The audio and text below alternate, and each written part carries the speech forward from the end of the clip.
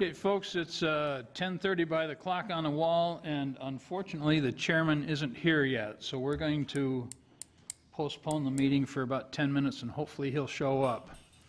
And if not, then we'll go to Plan B.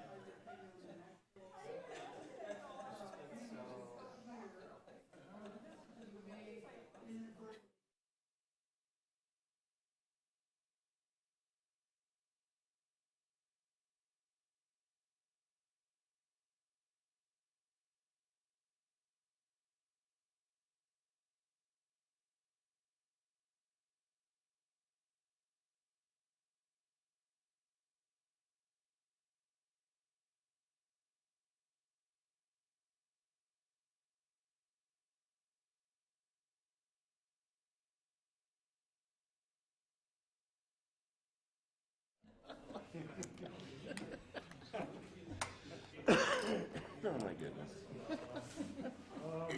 Good morning. Sorry to be late.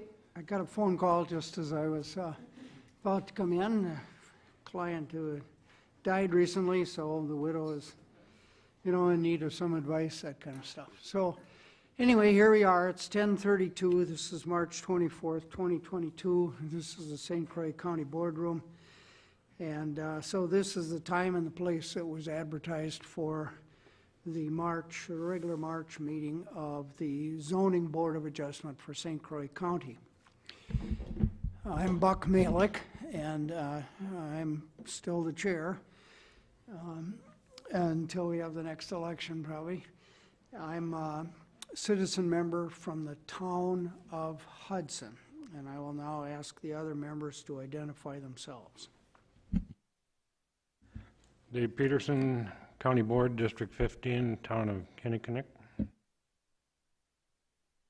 Tom Spaniel, Town of St. Joseph, citizen member. Joe Miller, citizen member, Town of Hammond. Dave Nickham, Town of Baldwin, citizen member. Mike Wozniak, Land Use Administrator. And we have Julie Peterson back from the county department, making sure that the recording works and all of that. Let me say, as I proceed down through the order of things, that before anyone speaks, we ask that they sign in over there at the little podium where the extra copies of the agenda are. There's an oath there that any testimony you give will be the truth. And so when you sign that document, you're taking that oath. That saves us a little time and energy as meetings progress, so we don't have to individually swear each person as to that part of it.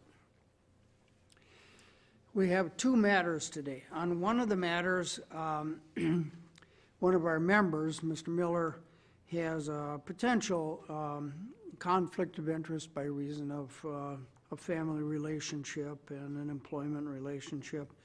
And so for that one, he's going to recuse himself. And in order then to save him having to sit and wait until we come to the Anderson case, the one where we are asked to subdivide a piece of property, we'll take the Anderson case first today. So it's not the way they appear on the printed agenda, but that's the reason why we'll do it that way. A couple little ministerial things. We have minutes from two different meetings, the meeting of February 24th and the meeting of March 10th. For the board members only, do any of you have any changes to those meeting minutes that you want to bring up? Nope. Okay, then they will be deemed approved as they were printed and distributed. I like to ask if anyone has a reason to think that this meeting was not properly noticed, because we have laws that apply that require notices to be printed in newspapers and that sort of thing. And if there's an error made, it could conceivably affect our ability to do business today on those cases. And so it's never happened before in my memory, but it's always a possibility. Does anybody in the room have any reason to think that there's a defect in the publication for this meeting? All right.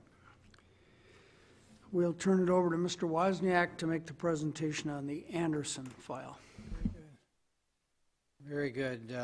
Bear with me a moment while I advance to the staff report here, since we're doing the second item first.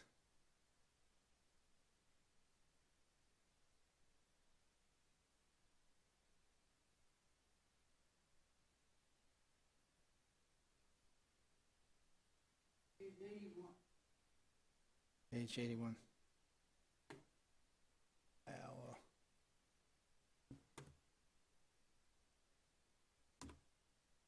There we go.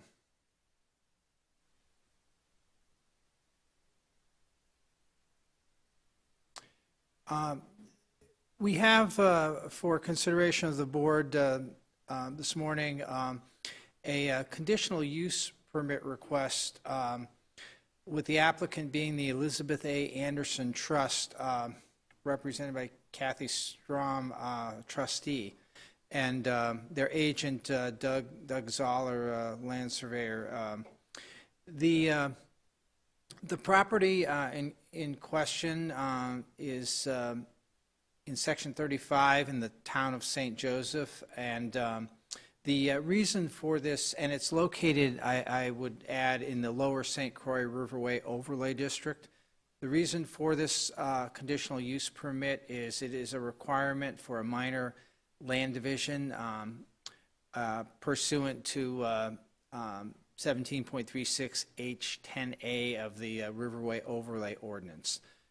We've provided with the packet materials, the staff report, which I'm running through now, and a certified survey map indicating the proposed, illustrating the proposed subdivision. The project request involves property the applicant currently owns 51 acres and is requesting to divide the existing home, outbuildings, well, and septic from the remainder of the land. The new lot would be approximately 6.964 acres, and again is located in the lower St. Croix Riverway Overlay District. No new development improvements or change in land use are being proposed on the new lot at this time, and access for the residents on the lot is currently achieved from an existing driveway off of Highway 35 in the northwest corner of the lot. And the remaining lands consist mainly of farm fields.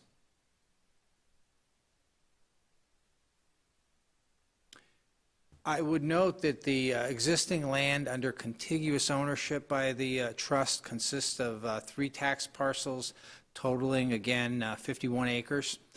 The proposed new lot would be just under 7 acres. The certified survey map was submitted to Community Development on January 3rd, 2022, and is pending approval, subject to this approval as a CUP. And you can see on the map the outline of the overall 51 acres.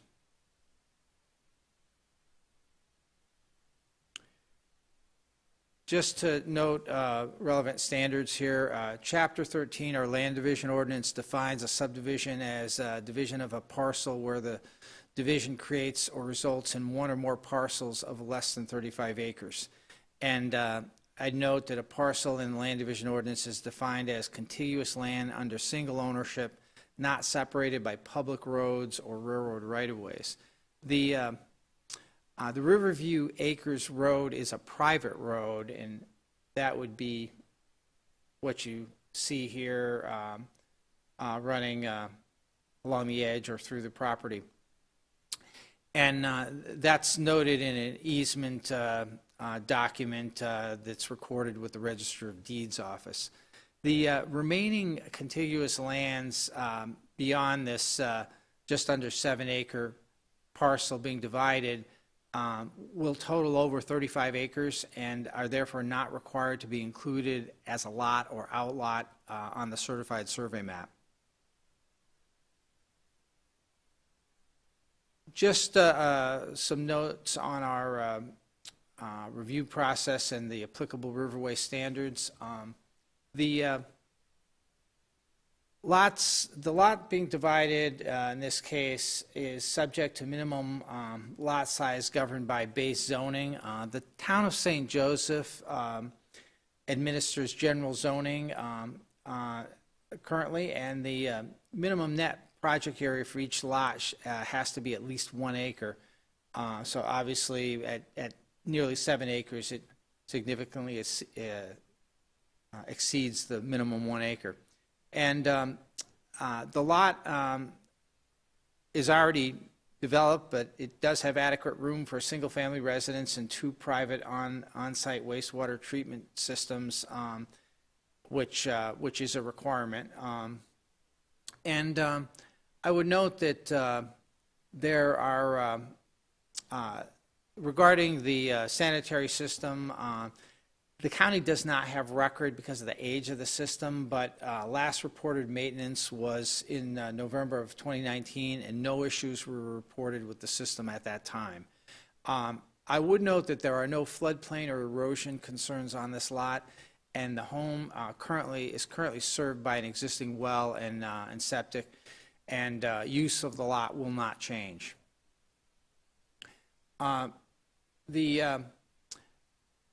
I would just generally state that the soil conditions are favorable on this lot, and really there are no issues. It's already a developed lot, but there aren't any concerns in terms of ability to construct or suitability for the sanitary. I would note that the property owner is required to consult with State Historical Society concerning potential impacts to archaeological sites and provide related documentation to the zoning administrator. The State Historical Society review found records of uncatalogued burial mound sites, some of which still exist, and we reference some material in Exhibit 4, which I'll get to in just a moment. And I would note that there is no filling or grading proposed with the request, so hence it's not triggering a requirement for erosion sediment control plan for filling and grading of 10,000 square feet or more. Regarding the issue with the burial mounds, email correspondence from a staff archaeologist at the State Historical Society reports documentation, again, of uncatalogued burial sites on the property. The area shaded in red in the illustration here. And a survey in the late 1800s reported a row of conical and oval burial mounds in this area. Although disturbance has since occurred here, an additional site visit in 1993 identified one potential surviving mound on the parcel between the bluff edge and the farm buildings. There's also potential for additional unmarked burials beneath former mound locations to the southeast and non-mound burials situated between and around the mounds. I'd note regarding agency review, the town of St. Joseph approved the certified survey map on February 10th, and they haven't offered any comments on the conditional use permit as of this time. And I would update in that we have received a response from the DNR, and basically they're not offering any comment on this. So it's a little more specific than what we're referencing here. We have heard from them, and they are not offering comment. We just received a communication yesterday. And your actions to consider on this item are to approve the request, to deny the request, or to table, postpone the decision to absorb information gathered or request additional information. We've included findings of recommended findings of fact and conclusions of law in the staff report, and I think the key thing here is to split off the 6.964 acre lot with the existing structures. Requires approval of a minor subdivision, and this CUP, because the property's in the Riverway, is required in order to allow that approval to proceed. We've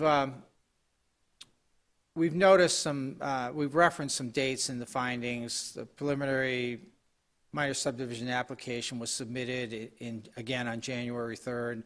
Town of St. Joseph has approved it, and we've not gotten any comments from DNR, and they're not commenting. And just regarding our criteria for consideration of the CUP, we note that the use does not violate the spirit or intent of the ordinance, since the land division is allowed by conditional use approval per the Riverway ordinance. Also note that this use is not contrary to the public health, safety, or general welfare, since it is a use allowed by the ordinance and meets the standards set forth in Section 17.36H10 of the Riverway regulations. And also note that the use will not be adverse to property values in the neighborhood, because the proposed use for the lot, again, is an allowed use in the Lower St. Croix Riverway Overlay District, and similar uses exist, and really they're not proposing any additional development at this time anyways. The land division will not constitute a nuisance by reasons of noise, dust, smoke, odor, or similar factors.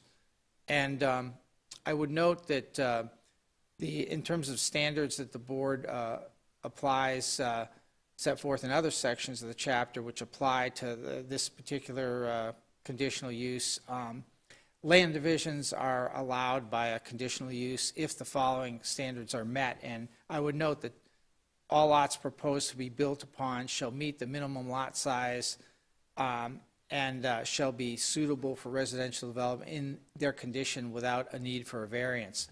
Town of St. Joseph administers general zoning, and the residential use of this lot will continue. No new use or development is being proposed again.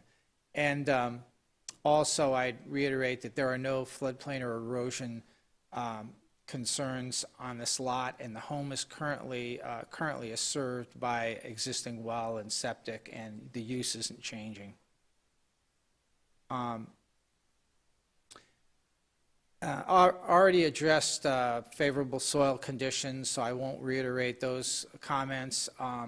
I would note that regarding the archaeological concerns, the State Historical Society reports the documentation of uncatalogued burial mound sites on the property, again noted in Exhibit 4 in the illustration shaded in red.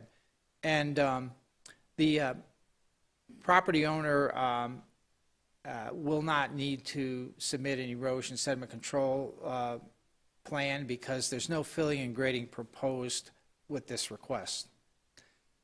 Regarding staff recommendations, we have 5 conditions recommended. We're recommending approval of the conditional use permit, and I think the key one here is approval of the subdivision. I will note, though, in number 1 here in the conditions, the applicant shall be responsible for securing any local, state, or federal local, state, or federal permits, licenses, and approvals, including approval of the minor subdivision.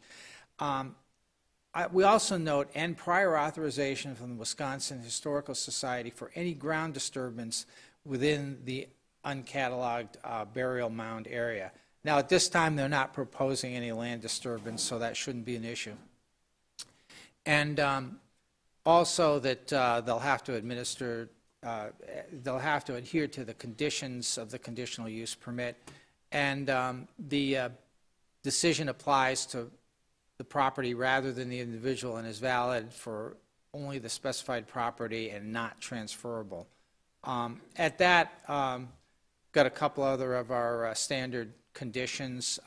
I can field any questions the board may have on this item, and representatives of the applicant and agent are here today. Questions, board members?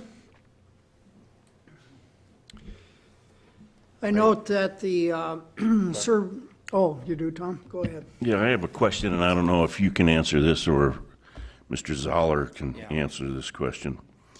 The access off of 35 currently, in our paperwork, it talks about a driveway or a private road or is it an easement? And based on the subdivision, it looks like it's going to be on the north. The new lot is going to be bordering the north side of that driveway, easement, private road, whatever. Does that mean that that access now, that parcel will have to have either an additional easement to that parcel in light of the fact that if they ever sell the southern attached parcel to it? Kelly, you want to address that? Why don't you come up to the podium, Kelly? Kelly Becker on our staff who worked on this item. Access will be exclusively from this driveway here, and when the new lot sells, rights for the easement access here will not be transferred with the lot.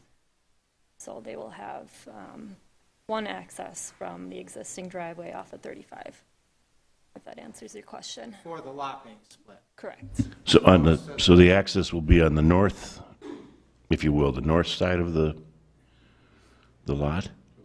Yep, off of 35 Okay, as opposed to the, to the east. Yep. okay, thank you. Did I misunderstand you? Did you say that the lot will not have access to the private road when it's extended and if it becomes public?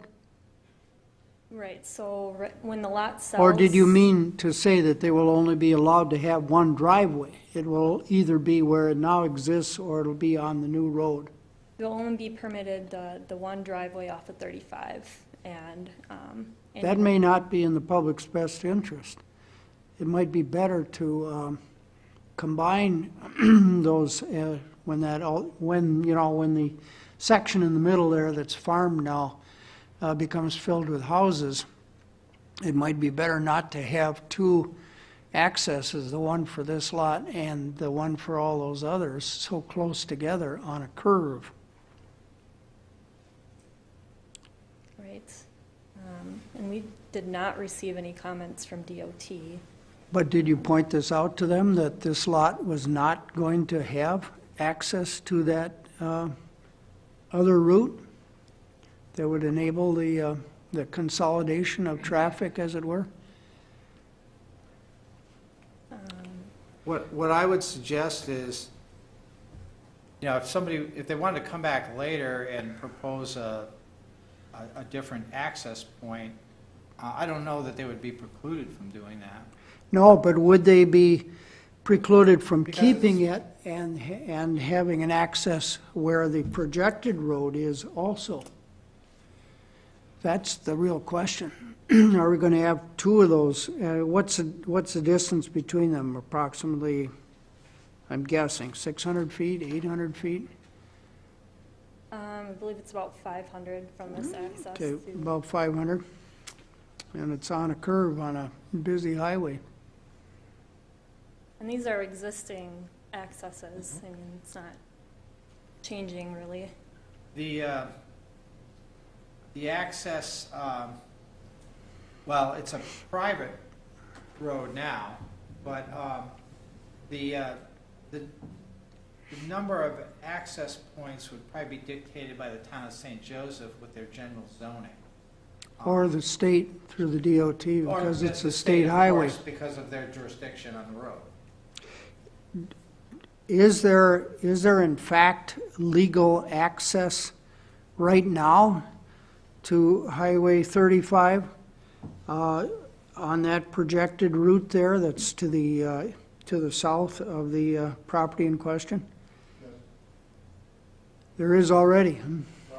Sir, would you step up? Would you sign in our documentation? Oh, good. Come on up to our microphone then and identify yourself, please. We're getting a little out of order. Well, actually, let's not do that. Let's hold you. Yeah, we'll be sure to get you. Let's see if board members have other questions. I have a couple of the staff first. We'll get them all out and then we'll deal with them all together.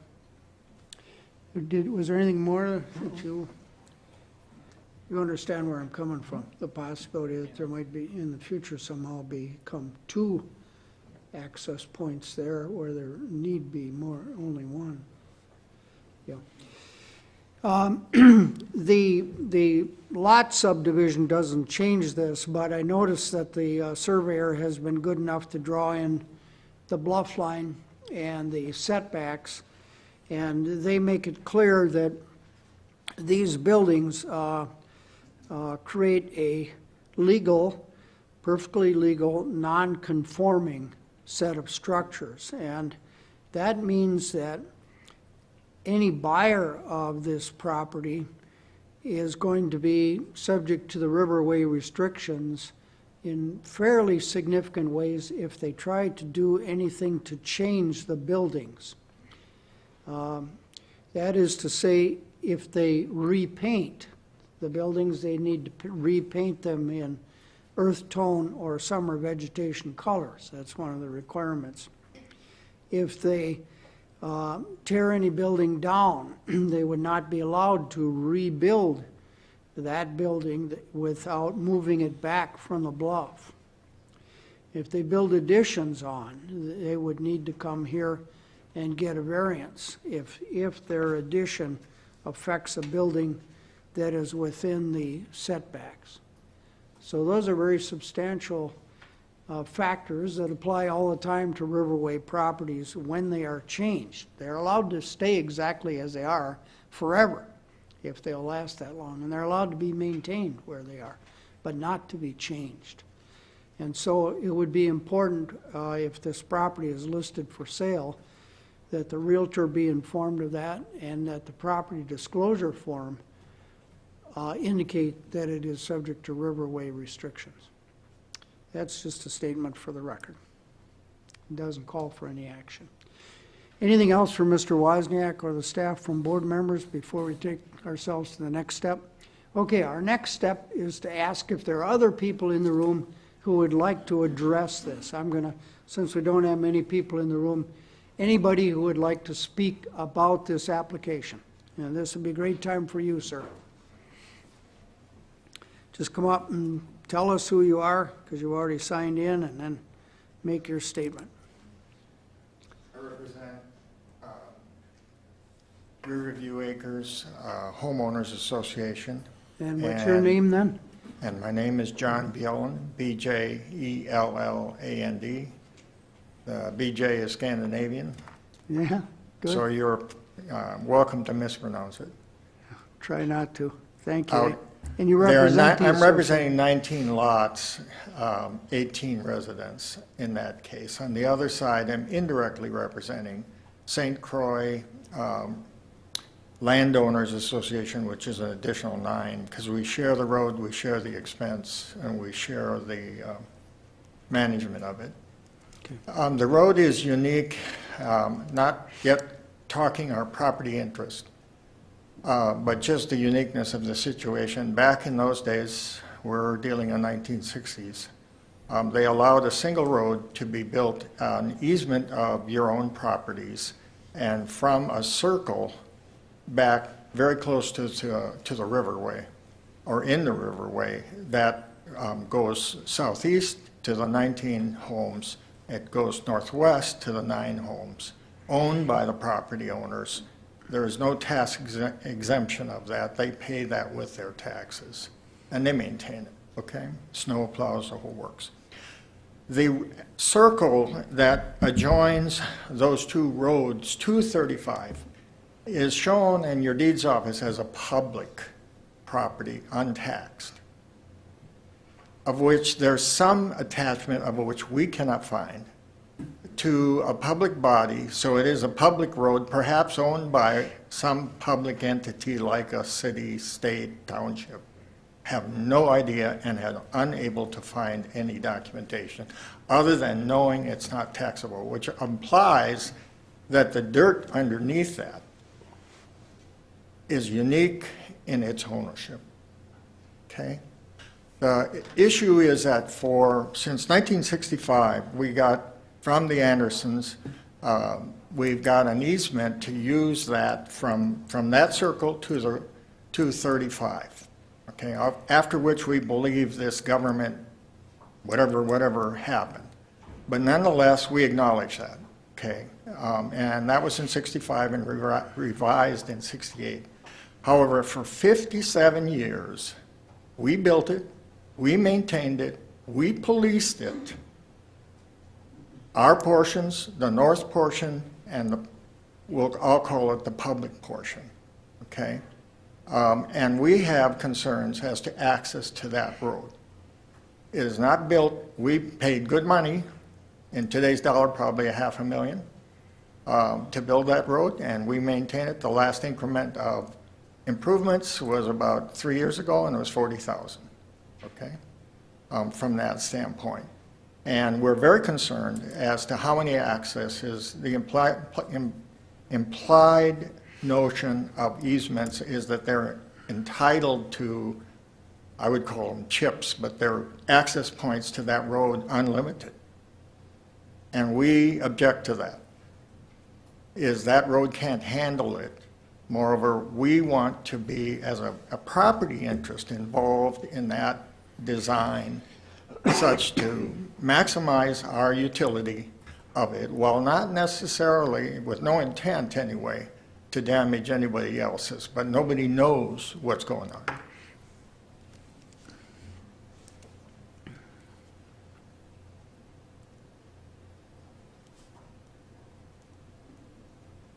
So for the public record, both associations are just asking a consideration of our property interest.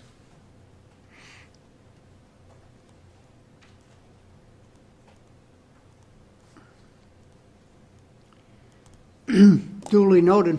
Yep.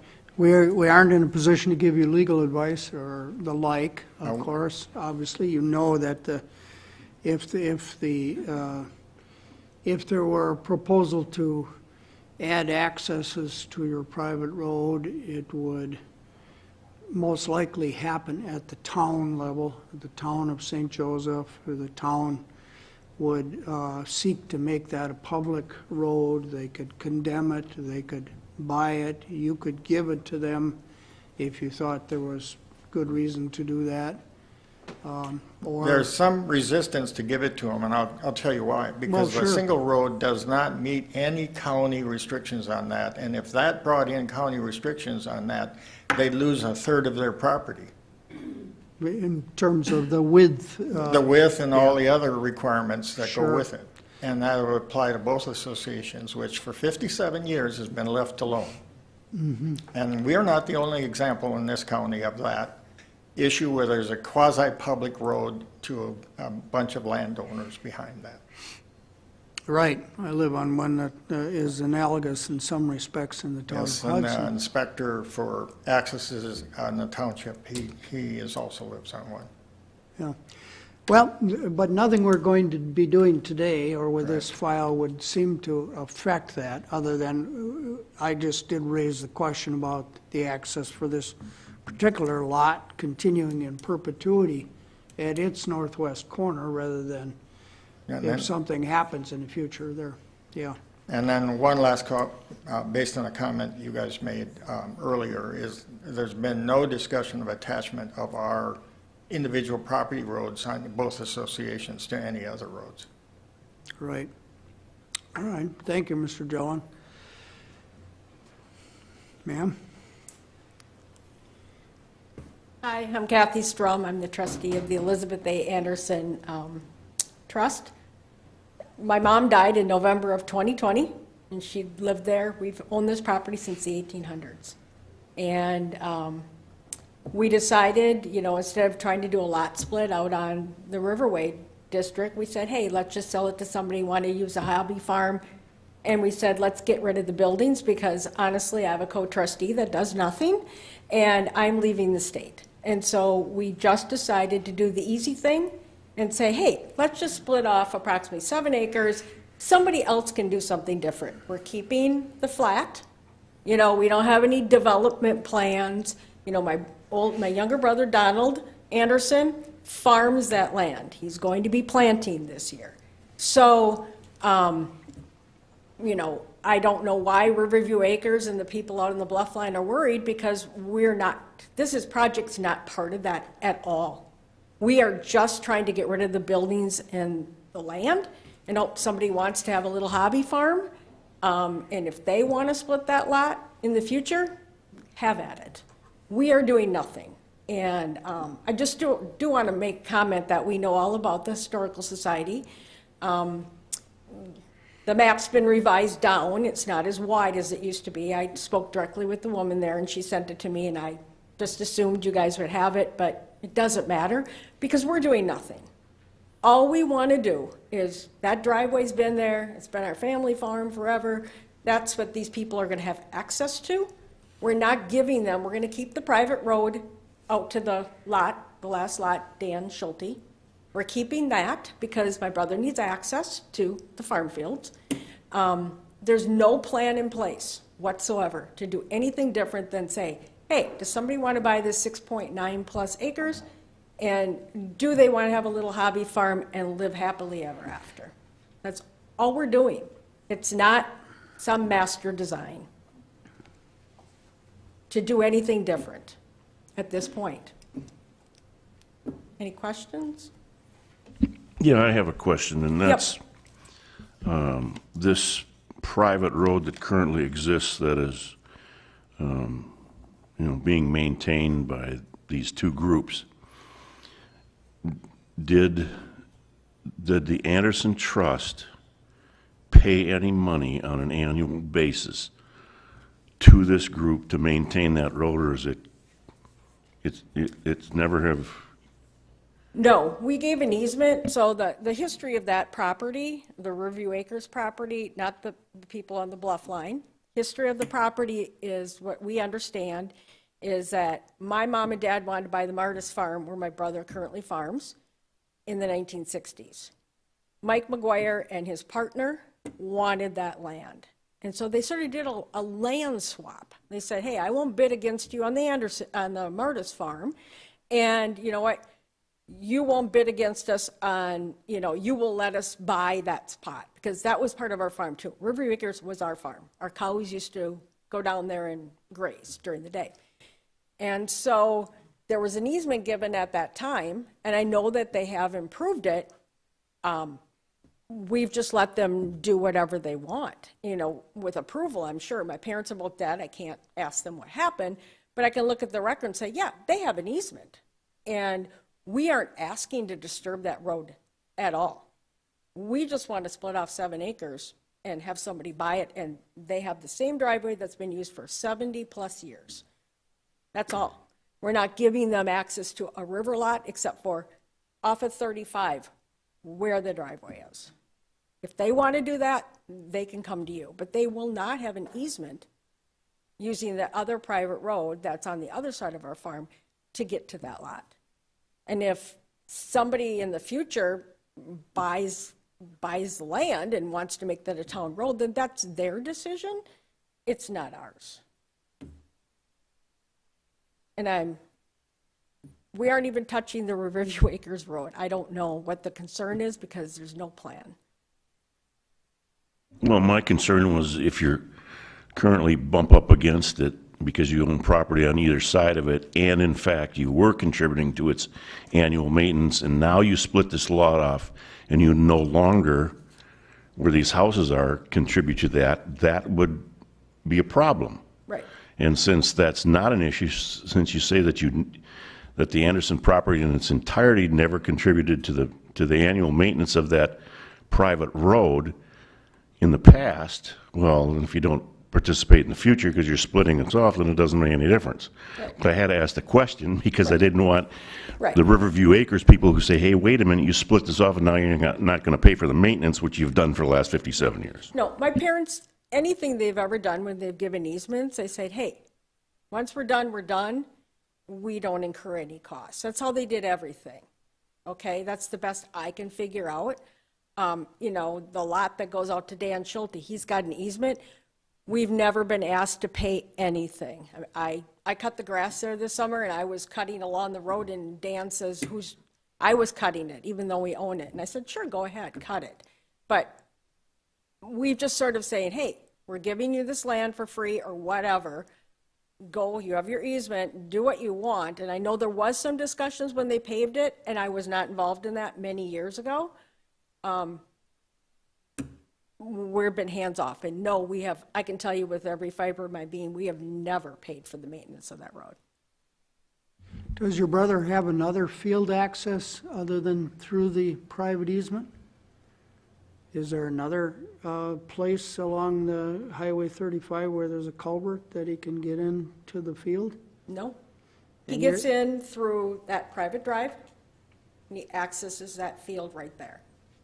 Or he now can drive past the buildings on the piece you're going to split off and get into the field that way, but he won't be able to in the future, is that right? I guess I'm not understanding. So we still own the private road, the gravel road that goes out to Dan Schulte's lot, out on the Riverway. We're still going to own it. So yes, he will be able to use that to get to the field, that flat piece. Yes. He will still, that's not part of any sale of that property. We are retaining that right so he can access that field. He has rented that land for years. Now I understand. Yeah. I didn't realize that was gravelled already. It's gravel. It's gravel. Dan Schulte uses it back and forth all the time. My brother plants his fields, takes his crops in. That's all it is. Okay. Don't seem to have any issues. Anybody else wish to speak with regard to this file here?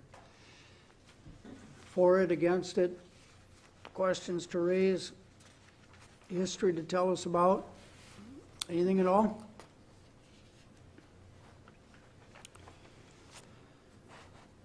Board members, I'm on the verge of closing the hearing on this one and proceeding to a decision. All right, it's 11:14. I have a question. Yes, Dave. What happens when the Historical Society or whatever has, like this grave, what is that written in the record then when this land is sold to the buyer, or how is? How do they have notice of it? Yeah. That's your question?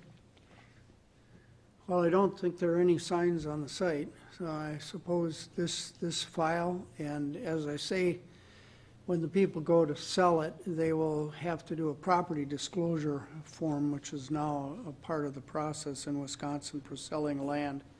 And one of the things you have to disclose is limitations on the use of the land. Okay. So they will self-disclose that through their realtor. That's all there is. I would just note to the board, we've started filing CUP decisions with the Register of Deeds, so that is something that would show up in a title search. So what's in our record? All right, I declare the hearing with respect to this file closed then. We'll take no more testimony, no more documents into evidence. The board may or may not dialogue with staff members if they feel they need more input on something or other, or we get to making any modifications in the staff recommendation rather than just adopting it as it is, any of that kind of stuff, but the hearing is now closed. Board members, what are your wishes? I'm ready to make a motion to approve it. I'll take that as a motion from Mr. Miller to approve, Okay. yeah, according to the recommendation by adopting the staff, yeah. I'll second that. All right, Mr. Spaniel seconds it. Any further discussion, questions, suggestions for improvement, anything at all? All in favor of adopting the staff recommendation to approve in exactly the language that the staff has given us, well, with a modification for the receipt of the DNR no comment letter. Now vote aye. Aye. Aye. And opposed? The vote is unanimously in favor of it. Okay. You could go ahead and make that little modification and I'll sign it when that's done. You're welcome. Good day. All right, does anybody need a break or should we go right into the next one? Let's take up the Nashville sand and gravel non-metallic mine renewal. Okay, Mr. Chairman, I'm going to recuse myself from this hearing because I have an employment relationship with the Nashvilles and a family relationship.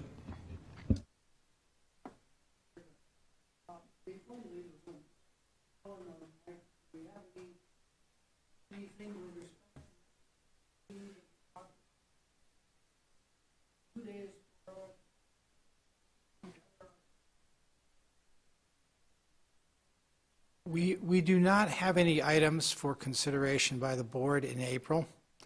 And we're anticipating we will get some submittals on our April 4th submittal date for the May meeting, but nothing for April. So unless the board otherwise feels a need to meet, probably does not have to meet. We have an election of officers after, the county board has its election in case there are new appointees or people's terms end, or heaven forbid, our board member should be defeated. But there's probably no reason to do that in April. We can wait till May. And in fact, that'll allow plenty of time for the appointments to be ratified by the county board if there are any appointments. Is anybody's term ending that they know about? I don't pay any attention, so I confess I don't. Yeah. Yeah, well, just have it ready for me, I guess. All right, thank you both. So, okay, Joe, have a great day. Yeah. All right, Mr. Wozniak, on to the renewal of the non-metallic mining permit. Yes, you have a, board members, you have another conditional use permit request. This one for the applicant, Henry Nashville, the request for renewal of a non-metallic mining operation pursuant to section 15.370 of the county zoning ordinance. And I note that this property in question is located in section 24 in the town of Warren.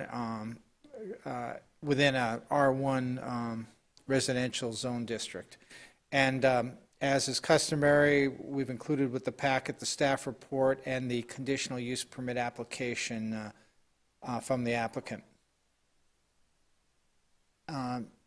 Just a overview of background here. The mine is in compliance with conditions from the 2012 conditional use permit renewal.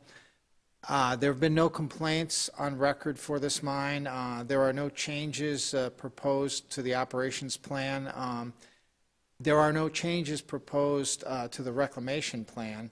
I would note the site's internally drained, and there will be no mining into groundwater, although I would note there's fluctuation in the groundwater level in this general area, so, there can be a little variation there. Leave that. I don't remember hearing that sort of comment before.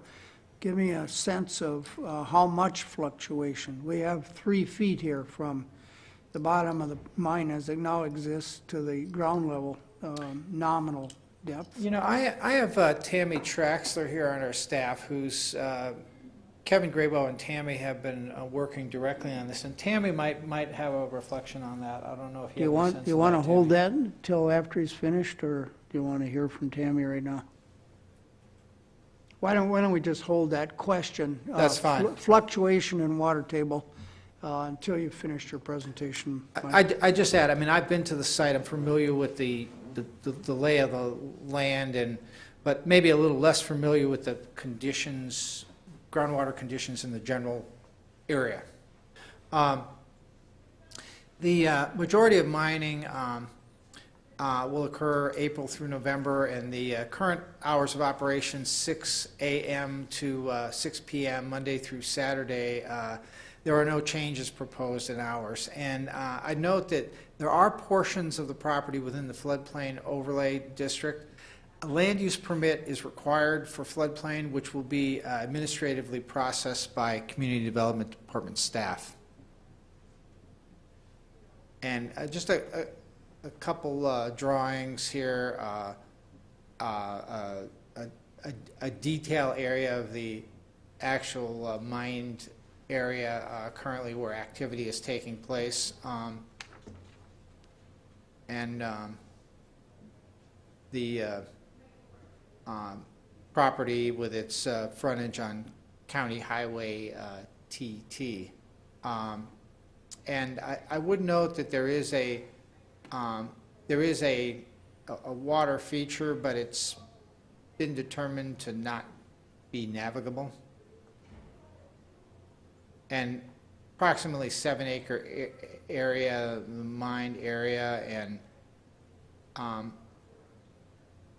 just another look at this, the active mining area in this portion of the site.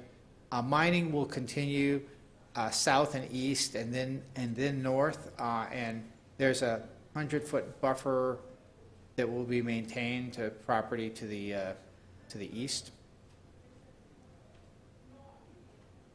Just a couple photographs to give you some visuals looking northeast where some of the activity is occurring, and looking to the east. Again, in that active area of the site.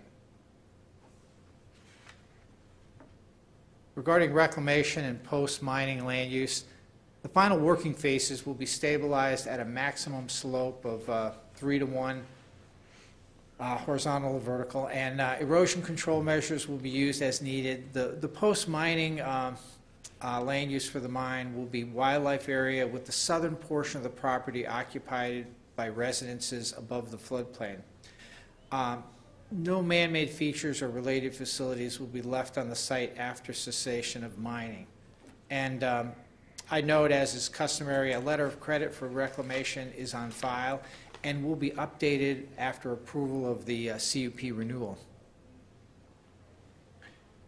We have not received any agency comments from our highway department, the town of Warren, or the DNR, although I would note the town of Warren was having a meeting earlier this week, and we have followed up with them just to make sure they didn't have any comments, but we have not received any contact from them as of yet.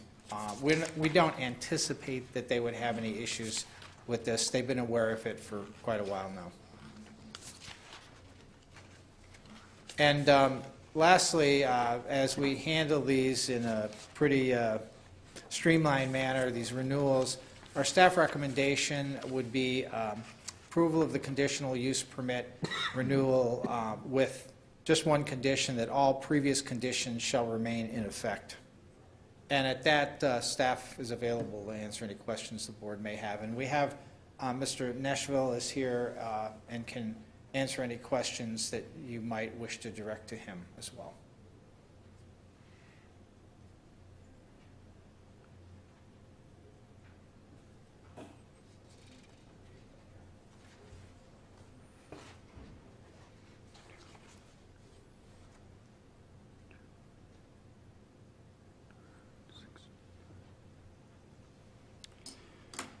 Questions, board members? I notice from the data that we were provided that the groundwater level is 969.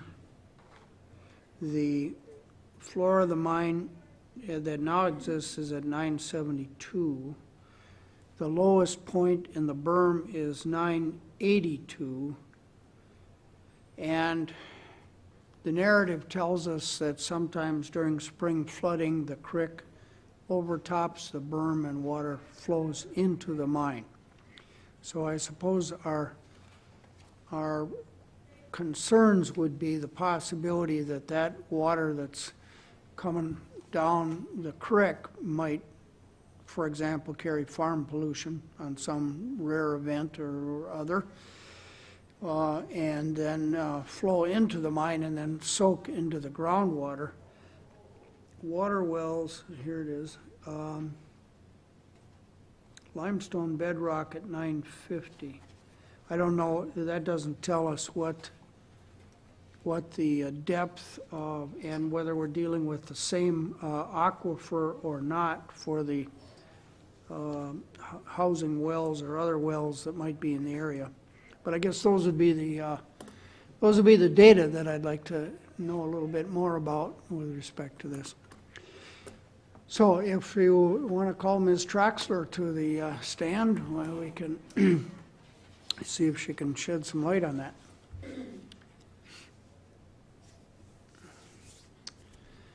Good morning again. Good morning. A couple of things that came up. So myself, another staff member from Baldwin, were out with Mr. Nashville last spring, and we did some survey work just to verify. So in previous reports, it indicated potential bedrock. So part of our work this last year was to work with Henry, and he dug several pits. And so we worked around the mining area to dig down to see if, in fact, we hit any of that bedrock. And again, based on their proposed operation plans. And so through that effort, we did not find any bedrock. And we did get to an elevation where water did start pouring in. And so kind of confident at, really around that at that time, I would say the water table was around 972. So kind of that mining floor. So we definitely know that that water table is fluctuating out there. And then the other thing working against this mine, in a way, is those flood waters. So we did have, I think it was, 2 years ago, we had a pretty significant runoff event that also led to waters coming in. So again, same comment, same concern as staff, similar to the nitrates, potential that nutrient-laden runoff getting into that mine, and what does that mean to that bedrock. So the sand and gravel actually is a really good aquifer for filtering. And so to know that we don't have that fractured limestone within, at least a good 5 to 10 feet, we felt confident that that's, relatively minor occurrence of that floodwater coming in. And again, not having bedrock at that anywhere close to the surface was a good thing. and indicating, as far as wells in the area. I think that was a supplement exhibit also in the packet that we did look at. And really there's... What page is that, Ms. T? It's probably was in the application. Not, Yep, probably is, so it's probably somewhere past maybe page probably 29. towards the end. It would have been something we added as staff. Is that the adjacent property? No, that wouldn't be the one. So there was an adjacent property owner map. Yes. It looks like this did not get put in, but we do have, we had Okay. staff look at and verify 1,200-foot buffer around the mine. Oh, okay. And I don't know if that's something we'll just add later as an exhibit, but really it's the, let's go to that landowner data. They show I that. think it's the very last page, yep. Yep, so actually it's the same Okay, now it's- landowners indicated on this map. Yep, so if we have, and really actually that we've stretched it out to include some of those landowners if you, so we have Myron on here, we have Hanson, Hoosley,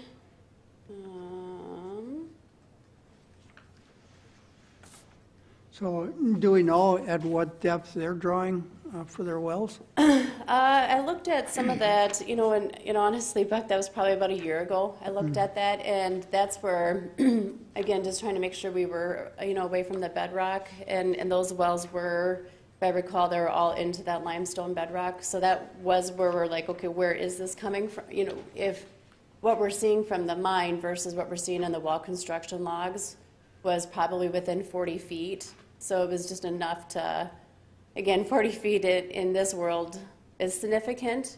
The well drilling, really groups their classifications in greater increments. So we just wanted for confidence level. But nonetheless, I feel like the mine gave us, through our exploration, confidence that we're not into bedrock or that's not close to the surface.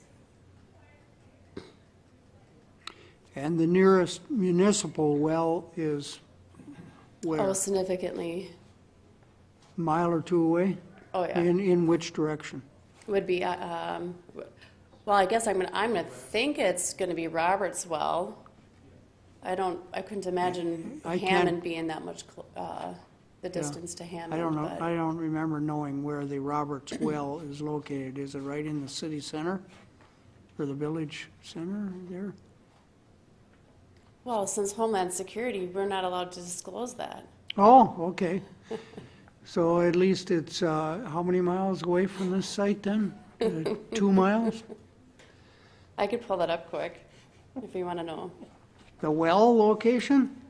Well, I could, if I see a mean, map, that can't be available on Google, or well, I would know from, terrorists would know it. if I saw a map, I could pull it up and do an estimate.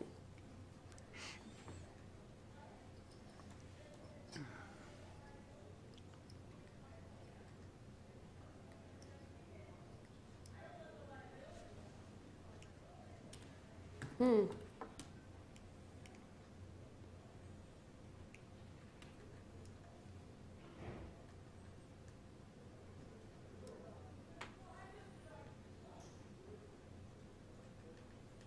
if we got the mine here, Yeah.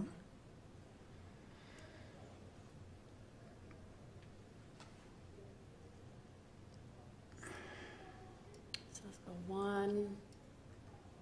Yeah, you're 2 miles, over 2 miles away. Okay, great. Does anybody else, thank you very much, Mrs. T, for bringing your expertise between your ears as well as your ability to quickly find things on publicly available maps. Nothing else you wanted to present, Mr. Wozniak? No, you're finished, aren't you, Mike? Yeah. All right, any other questions from the board here? Anybody else in the room want to speak about this application Anybody got anything to say about it before I would close the hearing and we'd take no more testimony and no more documents and move to a decision? Buck, I just have one question. And that is what's the estimate of time before the cessation of mining on this piece of property? Is it 20 years out, or is it 8 years out, is it 50 years out, is it?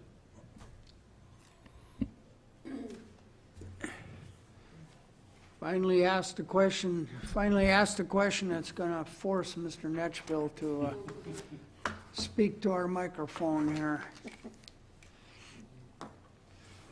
That was not your goal, was it? No. No, he was just kind of wondering how many more renewals we'd have before it'd come to an end. I suppose a lot depends on construction activity, doesn't it?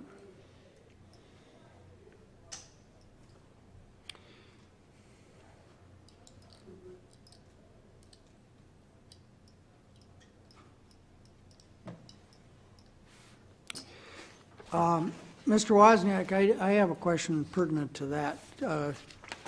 Would you tell me, when you do the financial assurance, when you decide how much money it's going to cost to rehab the property if the owners don't do it and the county has to step in and hire somebody to rehabilitate the site, how many years into the future do you base your estimate on what the cost is going to be and the cost of money and the interest rates and that kind of stuff? Do you take it just to the next 5-year renewal, or do you say they may fail I'm seeing a mark from the back.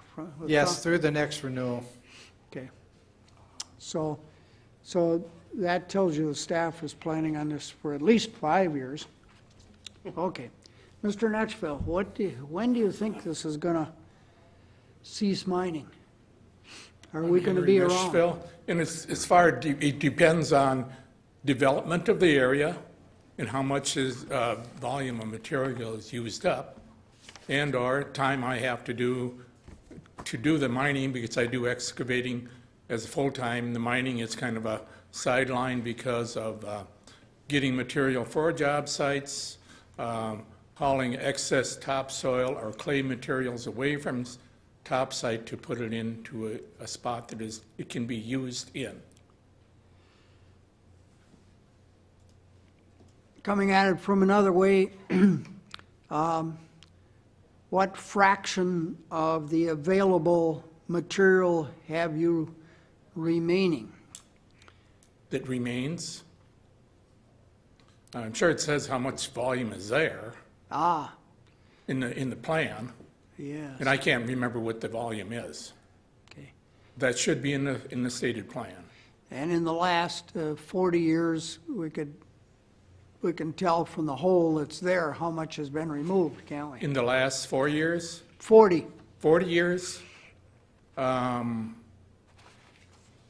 major part of the excavation was done before I owned the property, partly by county and other companies, and I'm not specifically certain which other companies, other than a blacktop company, was in there and mined out a considerable amount of that fill or material, and no one, to my knowledge, has reclaimed anything from these other people.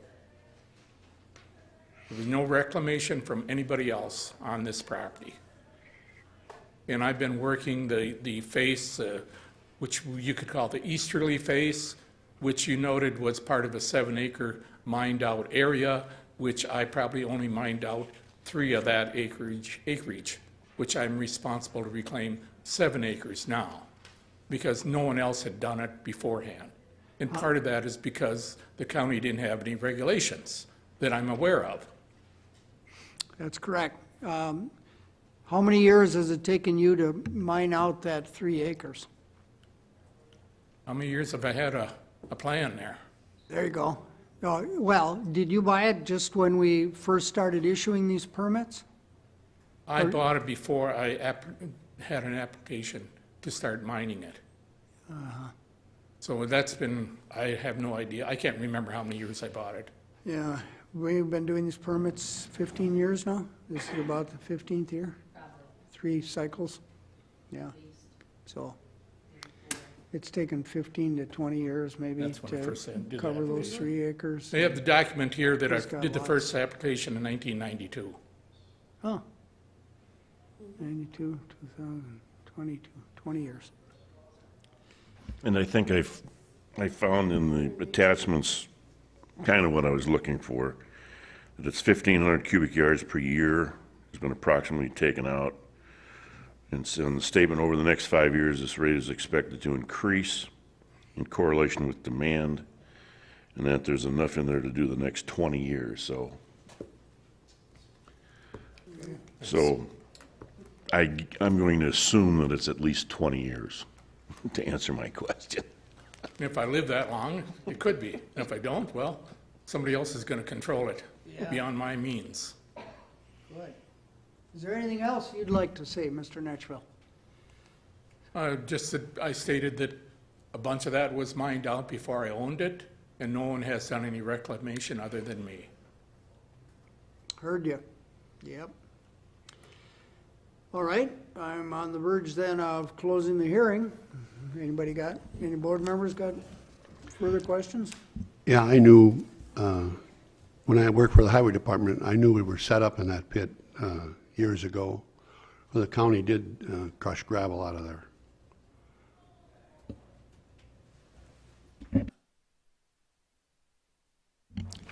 Clock says it's 11:41. I'm closing the hearing. No more testimony, no more documents. Next stage is dialogue with staff members if desired by the board members, debate among board members, motions, amendments, re-amendments, secondary amendments, on and on. I'd move to approve the renewal of the permit. Nothing like a threat, was there? Okay, motion, I'll second it. second to the motion. Further discussion or debate? Amendments? None of the above? All in favor, vote aye. Aye. Opposed? Unanimously in favor of adopting the staff recommendation. Okay. Having already talked about the next meeting, I guess we probably have nothing else to talk about. Now, Mr. Peterson, when I pointed out to him, when he informed me that his Criminal Justice Coordinating Committee meeting had been canceled, and I pointed out it might be a short meeting, he said, well, you know, I could fill the time by giving my campaign re-election speech. On behalf of myself and the other two, I suggested to him that we would not need that. And so, Mr. Peterson, with the greatest possible tact and all the thanks I can muster, thank you for the offer, but decline. Can you live with that? I think I can, yes. All right. Well, 11:43, we stand adjourned.